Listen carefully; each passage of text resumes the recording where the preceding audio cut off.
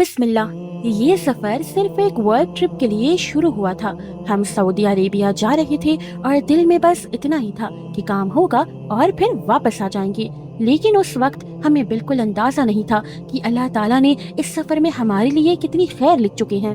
کبھی کبھی ہم اپنی پلاننگ کے ساتھ نکلتے ہیں، لیکن اللہ کی پلاننگ اس سے کہیں زیادہ بہتر ہوتی ہے، اور بعد میں احساس ہوتا ہے کہ ہر چیز بالکل اسی طرح ہوئی جیسے اللہ نے ہمارے لیے بہتر سمجھا تھا۔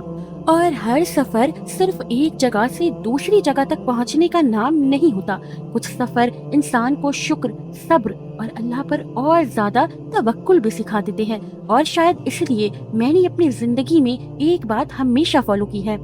جب بھی میں کسی اور کی کوئی نعمت دیکھتی ہوں، دل سے دعا کرتی ہوں کہ یا اللہ انہیں اس میں اور برکت عطا فرما، کیونکہ ایک مومن دوسرے مومن کے لیے خیر ہی تو چاہتا ہے۔ اس لیے کبھی کسی کی نعمت دیکھ کر حسد مت کیجیے، ان کے لیے برکت کی دعا کیجیے اور اللہ سے اپنے لیے بھی حلال اور مبارک رزق مانگیے۔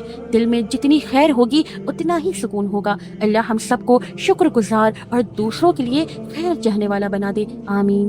اور شاید جب انسان کے دل میں شکر آ جاتا ہے نا، تو وہ ہر نعمت کو ایک الگ ہی نظر سے دیکھنا شروع کر دیتا ہے، پھر چاہے وہ ایک محفوظ سفر ہو، سکون کا ایک لمحہ ہو، یا اللہ تعالیٰ کی عطا کی ہوئی رزق۔ ہر نعمت کے پیچھے اللہ کی کتنی بڑی رحمت ہوتی ہے، ہم اکثر اس پر غور ہی نہیں کرتے۔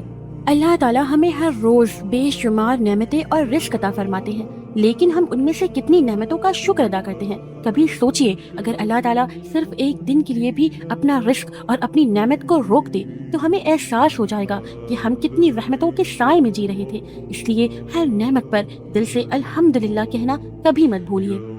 کبھی اللہ تعالیٰ کی تدبیر سے مایوس مت ہوئیے۔ اگر آج آپ کسی دعا کے قبول ہونے کا انتظار کر رہے ہیں تو ہمت مت ہاریے، ہو سکتا ہے اللہ تعالیٰ آپ کے لیے اس سے بھی بہتر لکھ چکے ہوں، کیونکہ اللہ کب دیتا ہے، کیسے دیتا ہے اور کس وقت دیتا ہے، یہ صرف وہی بہتر جانتا ہے۔ ہمارا کام تو صرف دعا کرنا، صبر کرنا، توکل رکھنا اور اللہ سے ہمیشہ اچھی امید رکھنا ہے۔ اور سبحان اللہ، جب اللہ اپنی رحمت سے نوازتے ہیں تو وہ انسان کی سوچ سے بھی کہیں زیادہ بہتر ہوتا ہے۔ بس اللہ پر یقین رکھیے۔